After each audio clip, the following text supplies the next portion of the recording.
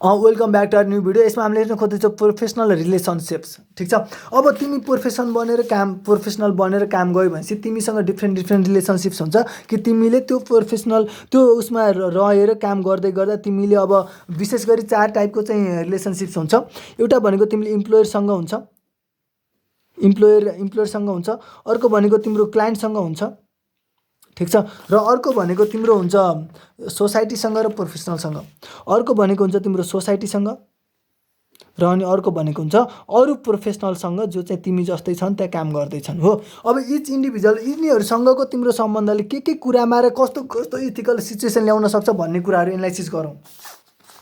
सुरुमा employer relationship, यो चाहिँ कन्ट्र्याक्चुअल बेसिसमा हुन्छ अनि तिमीले चाहिँ काम गरिदिन्छौ, उसले काम अराउँछ अनि त्यो आधारमा तिमीलाई स्यालेरी पे गर्छ अथवा वेजेस पे गर्छ, जसले गर्दा तिमीहरू दुइटै चाहिँ कमन एग्रिमेन्टमा हुन्छौ अनि दुइटैको बेनिफिटका लागि काम गर्छौ। क्याटेगोरिकल इम्पेरेटिभ भन्न खोजेको you have to treat others as a end in themselves, human being as an end in themselves, not as a means. तिमीले एज अ मिन्सको रूपमा चाहिँ युज गर्न मिल्दैन। जस्तो हामीले कुरा गर्दाखेरि भनेका थियौँ कि अब हेर तिमीलाई त्यो इम्प्लोयरले राम्रो स्यालेरी राम्रो तलब देखाएर तिमीलाई एट्र्याक्टिभ देखाएर तर त्यसको जब रिस्कको बारेमा नबताइकन राम्रो स्यालेरी देखाएर तिमीलाई लोभ लाग्दो बनाएर वा हुन्छ म त त्यो काम गर्छु भनेर काममा लगायो, पछि बल्ल तिमीलाई चाहिँ रिस्कको बारेमा थाहा भयो भने द्याट इज अनइथिकल।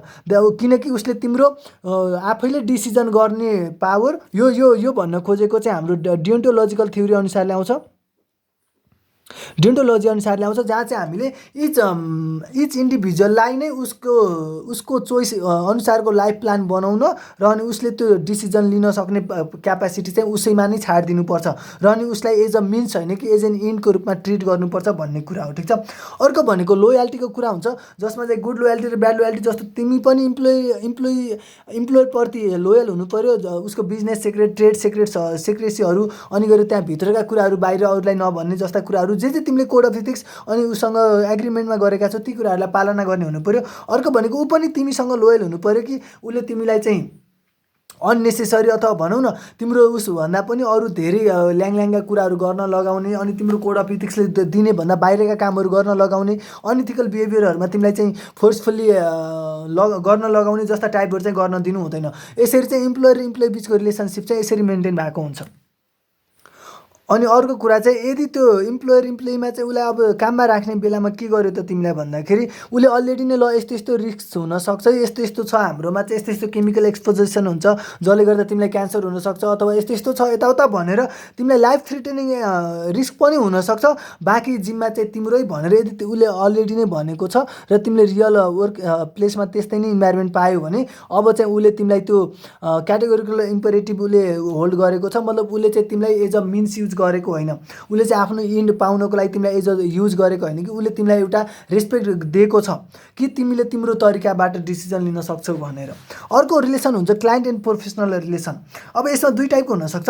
एउटा हो कि तिमीले कम्पनी ए का लागि काम गर्दैछौ हो, तिमी चाहिँ कम्पनी ए को एज अ इम्प्लोइ हो र अनि बी भन्ने व्यक्ति चाहिँ के हो त भन्दाखेरि कम्पनी ए को चाहिँ क्लाइन्ट हो है, कम्पनी ए को चाहिँ क्लाइन्ट हो र तिमीले बी को लागि काम गर्दैछौ भने B is your indirect client हो। अब तिम्रो डाइरेक्ट क्लाइन्ट होइन कि इन्डिरेक्ट क्लाइन्ट हो, यो चाहिँ तिमी हो भने अब के हुनसक्छ भन्दाखेरि अब तिमीले गरेको काम चाहिँ अब तिमी चाहिँ बीसँग कसरी चाहिँ कन्ट्याक्ट गर्छौ, कसरी चाहिँ कम्युनिकेसन गर्छौ त भन्दा कम्युनिकेसन च्यानल थ्रु ए को थ्रु गर्छौ कि तिमीले यस्तो गर्नु पर्यो भनेर यसलाई भन्छौ, यसलाई भनिदिन्छ, यसलाई भनिदिन्छ।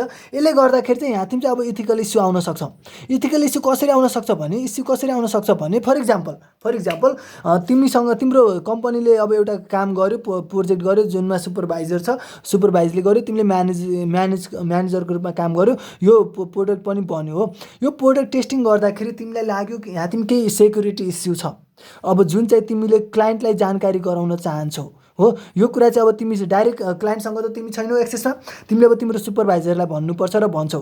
भनेर के भन्छौ भन्दाखेरि यस्तो यस्तो छ जो यो चाहिँ हामीले प्रोडक्सनमा लानुभन्दा अगाडि एकचोटि चाहिँ हामीले रिट्रिट गरेर रिइभ्यालुएट गर्ने हो कि भनेर उसलाई भन्छौँ त क्लाइन्टलाई एकचोटि जानकारी गराएर त्यसरी अब सेक्युरिटीलाई इन्हान्स गर्ने हो कि भनेर उसलाई भन्छौँ कि यो सिरियस इस्यु हो भनेर। तर सुपरभाइजरले के भन्छ भने we are already delay in deadline पहिले नै कटिसकेर हामी ढिला भइसक्यौँ, अब चाहिँ यो त हामीले काम बुझाइदिनु नै पर्छ जसरी पनि। त्यही भएर अब ऊ चाहिँ अब non professional in the sense competing प्रोफेसनलबाट होइन कि तिम्रो डोमेनबाट आउन सक्छ भोलिको दिनमा पोलम, जुन चाहिँ उसलाई अब त्यो उसले अब त्यति केयर गर्ने, किनकि उसको लागि त काम प्रेसर छ, उसको लागि क्लाइन्टसँगको रिलेसनसिप चाहिँ होल्ड गर्नुपर्ने छ। त्यो अर्थमा तिम्रो कुरा उसले मानेन, स्वीकार गरेन, अलिअलि यस्तो यो भनेर हावामा राखे जसरी उसलाई इग्नोर गरे जस्तो गर्यो भने चाहिँ अब के गर्छौ तिमी? क्वेसन यो हो, अब तिमी के गर्छौ? तिमी इथिकल्ली कसरी चाहिँ डिसिजन लिन्छौ भन्ने कुरा हो, ठिक छ। हो यस्तो टाइपको इथिकल इस्यु आयो भने चाहिँ तिमीले के गर्नुपर्छ त भन्दाखेरि यो म्यानेजरियल हायर अथोरिटीसम्म पुग्नु पर्यो, अथवा इभन स्टिल त्यो पोलम पर्सिस्ट भयो र यो काम यत्तिकै नै भोलिको दिनमा गयो भने चाहिँ यसले लार्ज नम्बर अफ इन्डिभिजुअललाई अरू सोसाइटीलाई पनि हार्म पुर्याउँछ भने र सेक्युरिटीकै इस्यु हो अथवा जे कुरा पनि हो हार्मफुल छ भने र यो कुरालाई रोक्नै पर्छ भन्ने छ भने even at last you can whistle blow the whistle भने जस्तो गर्नु त्यो काम गर्न सक्छौ तिमी। तर यो काम गर्नु अगाडि सोच्नु चाहिँ पर्छ, किन यसले फेरि नेगेटिभ इम्प्याक्ट पनि पार्न सक्छ तिमीले सोचेको कुरा त्यो भइदिएन भने चाहिँ, ठिक छ। मतलब यो वाला रिलेसनसिपमा यस्तो टाइपको प्रब्लम आउन सक्छ। यसमा पनि हामीसँग तीन टाइपको चाहिँ रिलेसनसिप छुट्याउन सक्छौँ हामी। क्लाइन्ट प्रोफेसनल रिलेसनसिप तीन टाइपको, एजेन्सी, प्याटर्नालिजम र फिडुसियरी। एजेन्सी भनेको कस्तो भन्दाखेरि तिमी चाहिँ एज अ एजेन्टको रूपमा काम गर्दिने कि तिम्रो क्लाइन्टले जे भन्यो तिमीले त्यही सरसर्ती गर्दैन, ल भाइ यस्तो इम्प्लिमेन्ट गर्दै त्यस्तो भन्दै जो क्लाइन्टले जे भन्छ त्यही कुरा गरिदिने। डिसिजन मेकिङ पावर चाहिँ कसमा छ त? क्लाइन्टमा छ। क्लाइन्टले जे भन्छ तिमी सरसर्ती त्यही मानिदिन्छौ मात्र। फर इक्जाम्पल तिमीले कोही स्टक उसलाई चाहिँ स्टक ब्रोकरलाई के भन्दै स्टकको बारेमा प्राइस सोधे त गऱ्यो र मेरोलाई फल्ना स्टक किन्दे भनेर भन्यो, उसले तिमीलाई स्टक किनिदिनु भनेको के हो त भन्दा that person behave as a agent for you. अर्को भनेको प्याटर्नालिजम भनेको चाहिँ क्लाइन्टले इन्फर्मेसन दिन्छ र सबै डिसिजन मेकिङ पावर चाहिँ प्रोफेसनलको हातमा हुन्छ। फर इक्जाम्पल डाक्टर पेसेन्टको रिलेसनसिपलाई हामीले बुझ्न सक्छौँ। जस्तो तिमीले चाहिँ डाक्टरलाई के भन्छौ त, मलाई यस्तो भएको छ डाक्टर साहब भन्छौ, र अनि बाँकी डिसिजन चाहिँ कुन औषधि खाने, कसरी गर्ने, अपरेसन गर्नु पऱ्यो कसरी गर्ने, त्यो सबै डिसिजन चाहिँ कोसँग हुन्छ त? डाक्टरसँग हुन्छ है। अनि फिडुसियरी भनेको विश्वस्तवाला रिलेसनसिप, जसमा चाहिँ के हुन्छ भने क्लाइन्टले डिसिजन मेकिङ पावर चाहिँ हुन्छ तर क्लाइन्टले नै डिसिजन लिने हो, तर डिसिजन चाहिँ प्रोफेसनलको सल्लाहमा लिन्छ। यो चाहिँ 50-50 जस्तो कुरा भयो। क्लाइन्टलाई चाहिँ प्रोफेसनलले आफ्नो स्किल्स एन्ड नलेज युज गरेर यस्तो केस छ, यस्तो सिचुएसन छ, त्यही भएर तिमीले चाहिँ यो वाला डिसिजन लिग है भनेर सजेसन दिन्छ। त्यो सजेसन र त्यो कुराको आधारमा चाहिँ प्रोफेसनलको सल्लाहमा क्लाइन्टले नै डिसिजन लिन्छ, ठिक छ। ल गुड। अर्को छ हामीसँग सोसाइटी प्रोफेसनल रिलेसनसिप, जसमा चाहिँ neither employ nor client as a सोसाइटीमा चाहिँ तिम्रो कामले कस्तो असर गर्छ भन्ने कुराको लागि तिमी पनि रेस्पोन्सिबल हुन्छ।